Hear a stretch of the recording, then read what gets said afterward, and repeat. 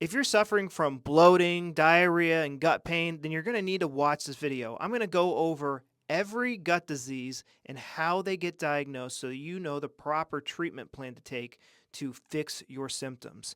I used to suffer from bad Crohn's and colitis, and I fixed it 100% naturally.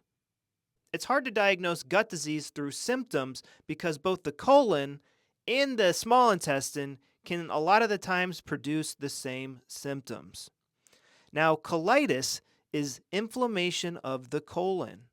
The first part of the word means colon, and the second part of the word itis means inflammation. Now, if the whole colon is inflamed, they'll call it pancolitis. If they see ulcers and bleeding, they call it ulcerative colitis. If they see pockets, then they call it diverticulitis.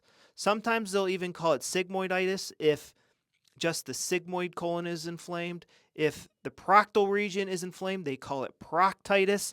They can do a scope right here, and they can look for perianal fistulas, hemorrhoids, and fissures. But to confirm colitis, they do a colonoscopy. They stick a camera up here and they look around. And now sometimes this camera can get up into about here, but a lot of times it stops around here. And people get diagnosed with Crohn's disease when they find inflammation here in the last part of the small intestine, right here. Now, the original term used for Crohn's disease was regional ileitis. Today, that term means inflammation anywhere from mouth to butthole, but they really don't use it that way.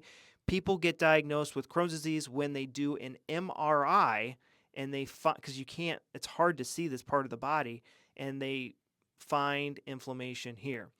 Now, while they're doing a colonoscopy, they might also be taking tissue samples to see if somebody has an infection like C. diff or E. coli or Candida, and to see how inflamed the tissue is under a microscope.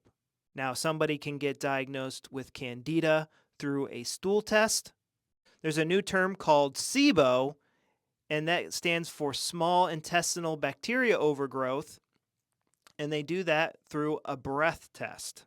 And somebody will get diagnosed with IBS when they do all these tests and the person's having symptoms, but they're not finding inflammation anywhere in the small or large intestine.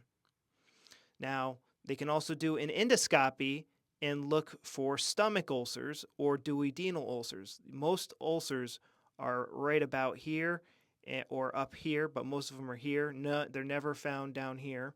But they do an endoscopy and they take tissue samples and they look around with a camera to diagnose stomach ulcers, or they take a culture sample to diagnose H. pylori. Doctors do not diagnose leaky gut. Leaky gut is a made-up bad term by the holistic community that, there's holes in our gut and they're leaking toxins into our bloodstream and causing a rash on our right arm, but not on the left. If toxins were to truly be leaking into our bloodstream, we would have rashes everywhere, and there would be all sorts of random chaos.